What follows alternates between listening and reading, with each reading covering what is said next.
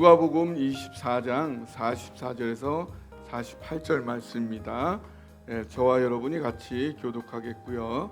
제가 먼저 읽고 48절은 다 같이 읽도록 하겠습니다.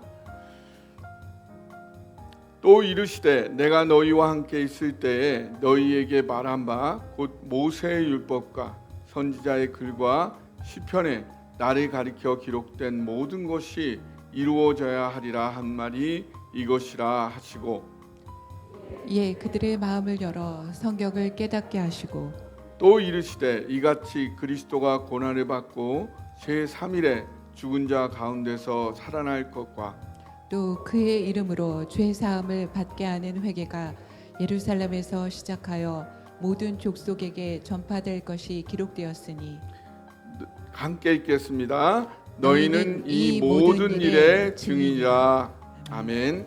잠깐 기도하겠습니다. 사랑이 많으신 우리 주 하나님 아버지, 독수리가 그 새끼를 품어 보호하듯이 우리를 지금까지 보호하신 주님을 찬양합니다.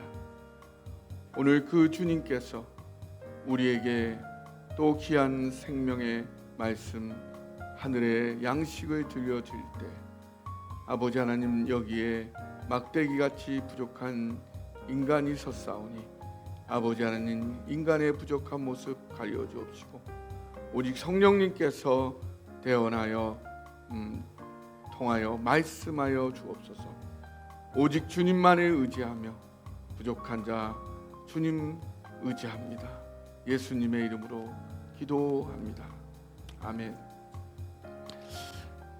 얼마 전 대한민국 개그계의 대부라 불리는 또 방송 작가이기도 했고 공연 기획자이기도 했던 전유성 씨가 76세의 나이로 별세를 했습니다. 아시죠? 전유성 씨. 그 가수 진미령 씨의 남편이기도 했는데, 이 개그맨 후배 중에 남희석 씨가 있는데 이런 것을 회상을 했습니다. 살아계실 때에 한번 이런 질문을 했다고 합니다. 돌아가시면은 묘비에 무엇이라고 쓰기를 원하십니까? 그러니까 전유성 씨가 한 얘기가, 좋다고 웃지 마라, 너도 곧 온다, 이렇게 쓰라고 했다고 합니다. 사람이 마지막으로 남기는 모습과 그 말은 그 사람의 됨됨이와 인생이 어떠했음을 잘 보여줍니다. 재미있는 묘비명을 좀 몇 개 설명드리자면, 조지 버나드 쇼라는 사람은 이렇게 썼습니다. 우물쭈물하다가 이렇게 될 줄 알았다. 그 다음에 칼 마르크스, 공산주의를 만든 사람은 이렇게 썼습니다. 망국의 노동자여 단결하라. 죽어서도 한결같습니다. 그 다음에 어니스트 해밍웨이는 일어나지 못해 미안하오. 모파상은 나는 모든 것을 갖고자 했지만 결국엔 아무것도 갖지 못했다. 이병철 회장, 상성그룹 창업주는 자기보다 현명한 인재를 모으고자 노력했던 사나이 여기 잠들다. 여러분은 어떤 글을 묘비에 남기길 원하십니까? 미국 켄터키주 렉싱턴에 살던 아론 콜린스라는 청년의 유언은 죽은 이후에 아주 따뜻함을 많은 사람들에게 남겨주었습니다. 그는 만 30세 나이에 2012년 7월 질병으로 갑자기 세상을 떠나야 했습니다. 그가 생전에 컴퓨터에 자기가 꼭 하고 싶은 일의 목록을 남겼는데, 그 중에 아주 중요한 하나가 뭐였냐면, 피자집에서 식사한 이후에 팁으로 음식값의 25%가 아닌 25%도 가장 많은 팁이에요. 만 원이 나왔으면 2,500원을 팁으로 주는 거니까.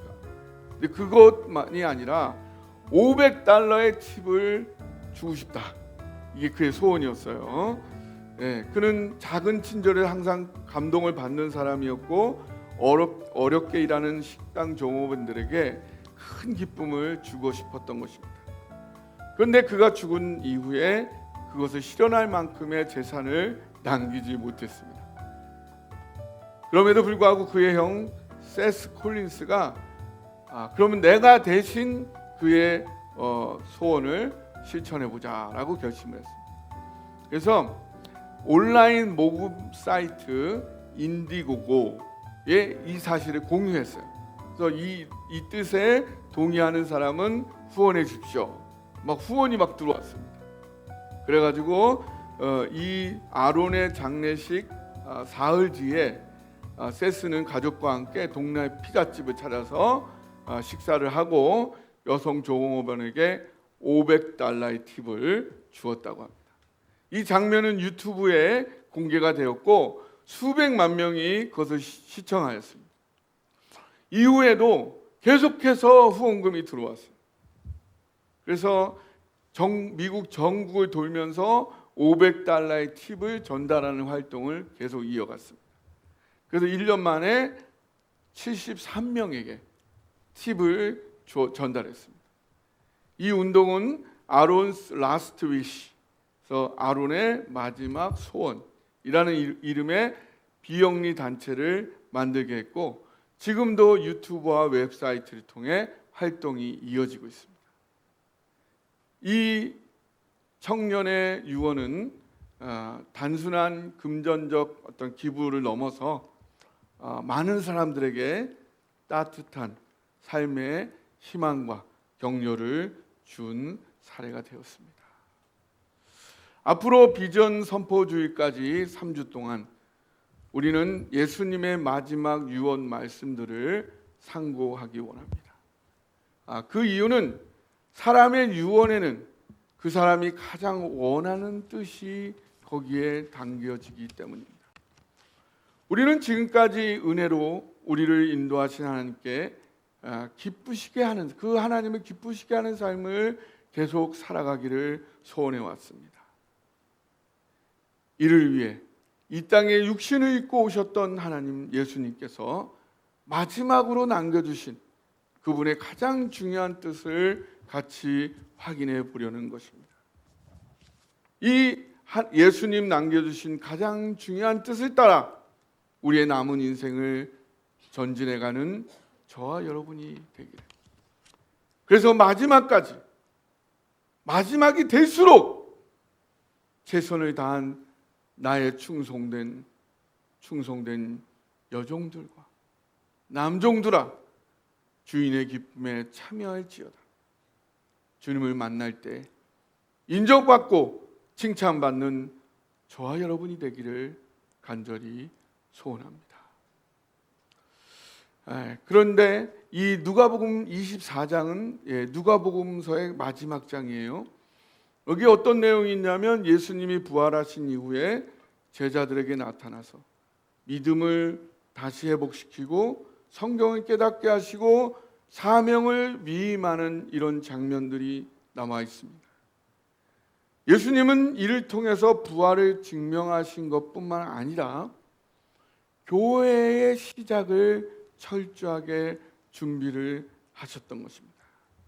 그러면 이 24장에 예수님이 하신 일들이 뭐냐면 평강을 일단 선포하셨어요. 너에게 평강이 있을지어다. 두 번째로 육체로 부활하신 것을 진정한 육체가 있으시다는 사실을 분명하게 증명하셨어요.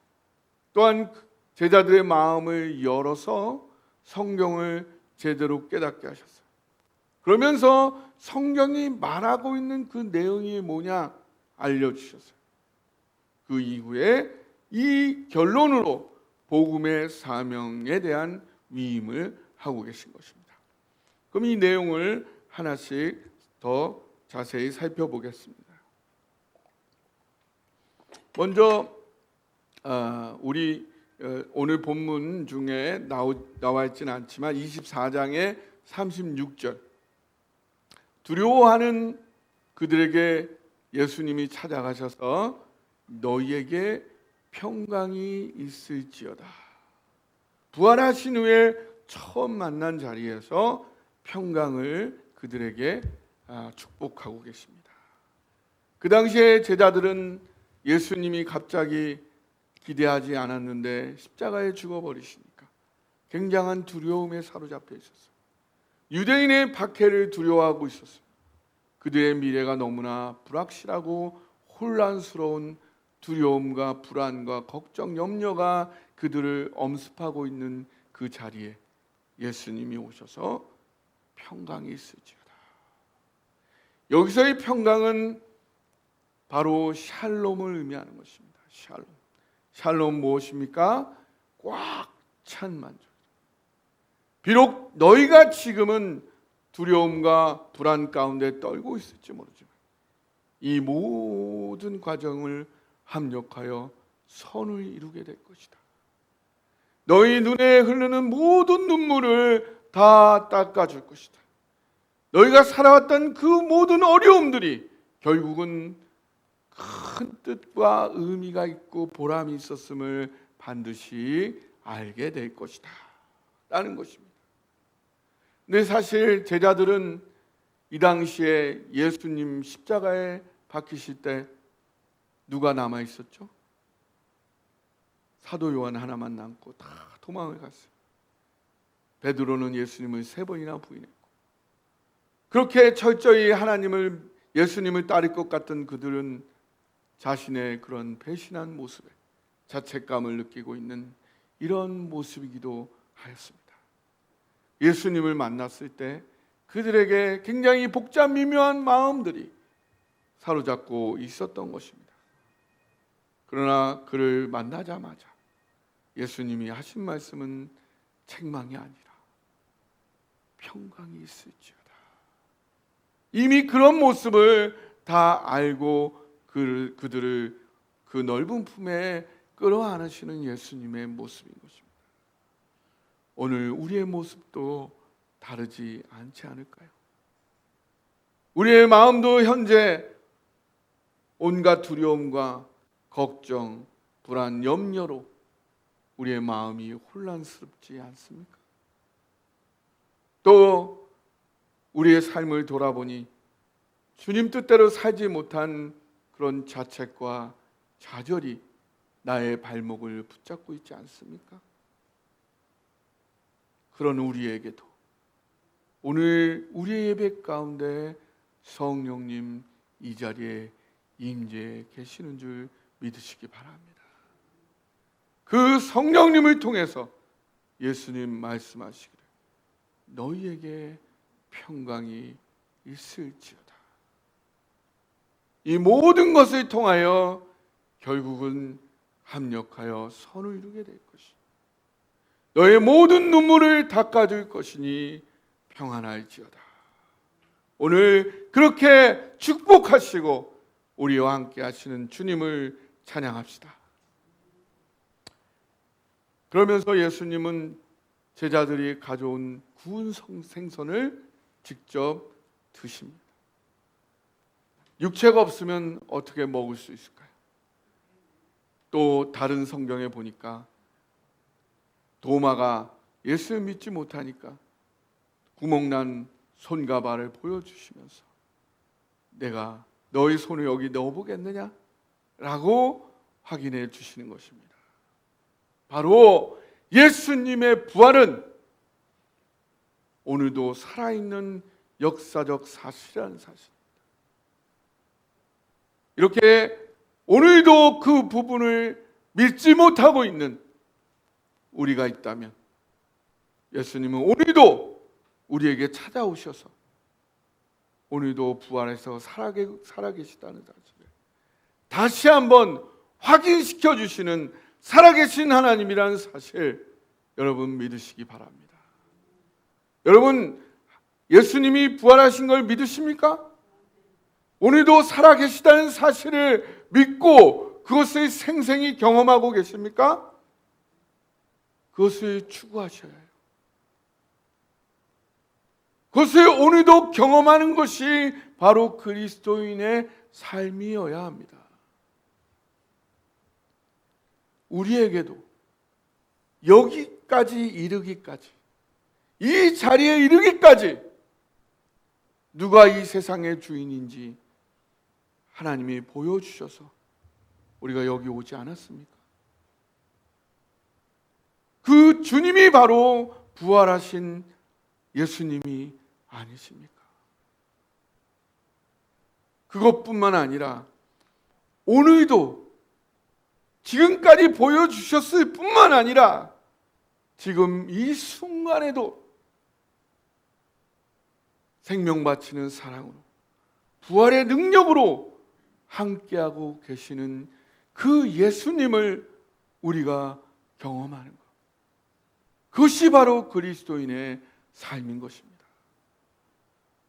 저는 이번 주에 서강대학교에서 74명의 대학생들에게 기독교의 본질 복음을 이야기했습니다. 그들은 꼼짝없이 3시간 동안 성경이 말하는 복음의 내용을 들어야 했습니다. 이게 얼마나 놀라운 하나님의 살아계심의 역사인지, 저는 너무나 하나님이 오늘도 살아계셔서 나를 사용하고 계시다는 것을 고백하지 않을 수 없었습니다. 과목이 종교와 세계 문화니까 여러 종교도 얘기해야 되니까 기독교도 얘기해야 되고, 나는 목사고 나는 내가 알고 있는 한 최선을 다해서 기독교의 본질을 이야기하겠다. 너무 감사했습니다. 그 중에는 앞으로 이 한국 사회의 여러 분야에서 중요한 역할을 할 미래의 지도자들이 있을 텐데, 그들 꼼짝 못하게 하고 하나님의 놀라운 말씀을 전할 수 있는 기회를 저에게 주셨다는 게 하나님의 놀라운 살아계심의 역사가 아니고서는 어떻게 그런 일이 있을 수 있겠느냐 라는 생각을, 오늘도 그 부활하신 주님은 살아계셔서 우리의 삶을 주장하시고 이끌고 계시다는 것을 경험할 수 있었습니다.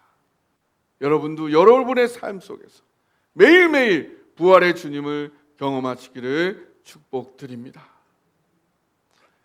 그리고 예수님은 그 제자들의 마음을 열어서 성경을 깨닫게 하셨습니다. 이 깨닫게 한다, 여러 마음을 연다는 말은 헬라어로 디에노익션, 이 말은 닫혀진 것을 이렇게 뚜껑을 여는 이런 의미, 뚜껑을 여는. 우리가 성경을 깨닫는 것은 그냥 지식을 얻는 것이 아니라는 거예요. 그냥 성경을 그냥 읽으면은, 성경만 그대로 읽으면은 이게 재미가 없어요. 무슨 뜻인지 몰라요. 근데 성령님이 오셔서 내 마음을 열어서 그 안에 담겨 있는 나를 향한 하나님의 마음을 느낀다. 그게 깨닫는 거예요. 그래서 예수님께서 그 제자들을 찾아오셔서 그 닫혀있는 성경을 너무나 잘 알고 있지만 그 안에서 하나님의 마음을 느끼지 못하고 있는 그 제자들의 마음을 열어서 하나님의 사랑을 깨닫게 하신다. 계시라는 말이 아포칼립시스란 말이에요, 헬라어로. 이것 또한 뭐냐면 가려져 있는 것을 열어서 보여준다는 거예요. 하나님의 영역은요, 인간에게는 다 가려져 있는 거예요. IQ 200이라도 몰라요. 하나님은 전적으로 우리와는 다른 존재. 하나님의 마음은 인간의 지식의 노력으로는 도저히 도달할 수가 없어요. 언제 가능해요? 하나님이 열어 보여주실 때. 오늘도 우리의 예배를 통해서 하나님께서 성령으로 우리의 마음을 열어서 말씀을 깨닫게 하시기를 간절히 소원합니다.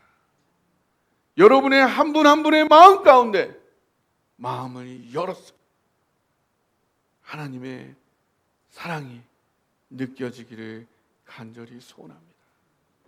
그 말씀이 깨달아질 때에 그 말씀이 여러분의 현실 속에서 역사되어져서 여러분의 삶을 바꾸는 역사가 이루어지기를 주님의 이름으로 축복드립니다. 그렇게 해서 예수님이 그들을 깨닫게 하신 그 내용이 뭐냐? 그 내용이 우리 오늘 44절에 있습니다. 44절을 같이 한번 읽어보겠습니다.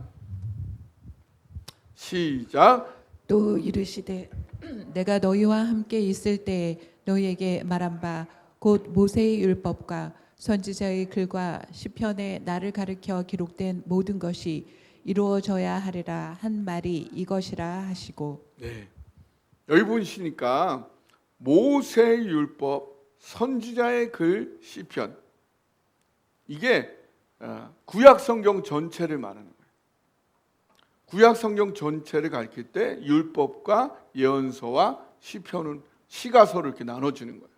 그 구약 전체가 다 누구를 가리켜서 기록되어 있다? 예수님을 가리켜서 기록되어 있는 것이 구약 전체의 내용이라는 게 누구의 결론? 예수님의 결론이다. 예수님의 결론이 뭐냐? 구약 전체가 다 예수님을 가리켜 말하고 있다는 거예요. 그러면서 여기서 모든 것이 이루어져야 한다. 반드시 성취되어야 한다. 하나님의 구속 계획을, 이 전 인류를, 전 우주를 온전하게 만들어가는 구원의 역사에 있어서 예수님을 가리켜 기록된 모든 것들이 반드시 이루어져야 하나님의 구원 역사가 완전히 완성이 된다는 사실. 그러면은 그 예수님을 가리켜 기록된 그 구체적인 내용이 뭐냐를 말하고 있습니다. 46절을 한번 볼까요? 46절. 시작. 또 이르시되 이같이 그리스도가 고난을 받고 제3일에 죽은 자 가운데서 살아날 것과 47절. 시작. 그의 이름으로 제사함을 받게 하는 회개가 예루살렘에서 시작하여 모든 족속에게 전파될 것이 기록되었으니. 여기 보면 예수님을 가리켜서 구약 성경 전체가 기록됐는데 그 예수님의 뭐에 대해서 기록되어 있느냐? 그 핵심이 예수님의 십자가 고난과 부활이라. 두 번째로 그의 이름으로 제사함을 받게 하는 회개가 예루살렘으로부터 해서 모든 족속에게 전파되는 것이 기록되어 있다. 이 모든 일들이 반드시 이루어져야 할 것이다. 그렇게 기록되어 있는 것입니다. 그 얘기는 뭐예요? 모든 족속에게 주님의 복음이, 사랑이 전달되지 않으면 하나님의 구속 계획은 아직 완성된 것이 아니라는 사실. 그러면 지금 현재 하나님께서 가장 원하시는 것이 무엇이겠어요? 하나님은 이 세계가 온전히 완성되어 다 구원받기를 원하세요. 그걸 하루빨리 이루기를 원하세요. 그럼 그걸 이루기 위해서 가장 중요한 일이 무엇이냐? 복음이 모든 족속에게 충분히 전달되어져. 그래서 한 사람도 빠짐없이 모든 사람이 주의 사랑을 들을 수 있게 되는 것. 그것이 하나님이 가장 원하시는 성경의 사실이라는 거죠. 그러면서 48절에 뭐라고 얘기하고 있죠? 너희는, 같이 읽어보죠. 시작. 너희는 이 모든 일의 증인이라. 그래서 증인이라는 말은 헬라어로 마르투스. 이 마르투스란 말이 증인도 되고 목격자들, 목격한 자가 증인일 수 있죠. 그 다음에 더 나가서 순교자라는 뜻을 갖고 있어요. martyr라는 뜻인 그런 영어가 순교자인데 이게 마르투스라는 이 헬라어에서 나온 영어인 거예요. 어떻게 마르투스 증인이라는 말이 순교자라는 말까지 됐을까요? 원래 이 증인이라는 말은 그리스 사회에서 법정에서 우리도 그렇죠. 요즘 그 특검들에 의해서 증인들이 많이 불려 나오는 것을 우리가 심심찮게 뉴스에서 보게 되는데 그렇게 법정에서 사실을 증언하는 사람이 증인이었어요. 그것이 성경적으로는 예수님의 부활, 죽음과 부활을 직접 보고 경험한 사람들이 복음의 증인이다라고 이야기됐던 거죠. 근데 그 당시 초대교회는 로마 제국과 유대교 지도자들의 심각한 박해를 많이 받았습니다. 그러니까 예수님이 십자가에 죽으시고 부활하셨다. 이 사실을 증언하려면 그 사실을 증명하는 그거를 나는 목격해서 내가 경험해서 이것은 사실이요라는 것을 증명하는 증인이 되기 위해서는 목숨을 걸어야 했다. 그를 증언하는 수많은 자들이 순교를 당해야 했다. 그 당시에 복음을 증거하는 행위는 단순한 말이 아니라 생명을 걸고 자기의 모든 것을 바쳐야만 가능했던 행위인 것입니다. 그 중에 대표적인 한 분을 오늘 말씀드리자면 안디옥 교회의 감독이었던 이그나티우스라는 분이 있었어요. 그는 로마 트라얀 황제 치세에 있었는데 그때가 아주 기독교 박해가 극심했던 때. 이 감독은 단지 그리스도를 믿는다는 이유로 안디옥에서 체포가 되어서 로마까지 압송을 당했습니다. 근데 그는 그 로마로 가는 길에 편지를 써서 교회들에게 자신의 순교를 막으려 하지 마라. 나는 이 길을 기쁨으로 가고 있다라고 이야기했어요. 결과 그는 로마의 원형 경기장에서 사자들에게 갈결이 찢겨 죽는 형벌을 받았습니다. 사자들이 너무나 그걸 뜯어먹어서 그 유해가 거의 남지 않을 정도로 그렇게 먹혀버렸어요. 그래서 그 남은 아주 조각만 다시 안디옥 교회에 안치되었죠. 근데 그의 편지 속에 이런 글들이 기록되어 있었습니다. 나는 하나님의 미랄이다. 야수들의 이빨에 의해 갈아져서 사람들을 살리는 순수한 떡이 될 것이다. 세상이 더 이상 내 몸을, 내 육체를 보지 못할 그때 나는 진실로 예수 그리스도의 제자가 될 것입니다. 그러니 내 순교의 길을 막지 말아 주십시오. 이런 증인의 모습은 사도행전 1장 8절과 연결이 됩니다. 그 누가복음도 썼고 사도행전도 기록했어요. 연결이 되는 것입니다. 같이 한번 읽어보겠습니다. 시작. 오직 성령이 너희에게 임하시면 너희가 권능을 받고 예루살렘과 온 유대와 사마리아와 땅끝까지 이르러 내 증인이 되리라 하시니라. 아멘. 네, 증인이 된다. 성령이 임하면 하나님의 마음이, 하나님의 사랑이 나에게 경험되어진다면 그 사람은 증인이 된다. 증인은 뭐냐? 성령의 능력을 받아서 죽음까지도 불사하며 복음을 증거하는 그런 자라. 이것이 교회가 탄생하기 전에 예수님이 준비한 교회의 정체성, 사랑동산교회의 정체성, 복음의 증인이 되는, 순교를 마다하지 않는 증인이 되는 것입니다.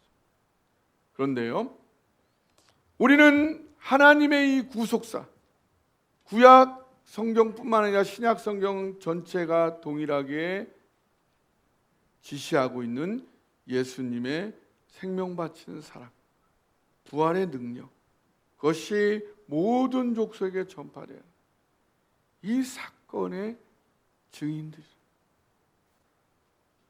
근데 여러분, 한번 지금 오늘 이 사실을 증명하기 위해서 죽는 거, 사자에게 먹혀 죽는 거하고 사도 바울이 고백한 것처럼 나는 날마다 죽노라. 매일매일 그 일에 헌신하기 위해서 매일매일 나를 부인하면서 나를 죽이면서 살아가는 것.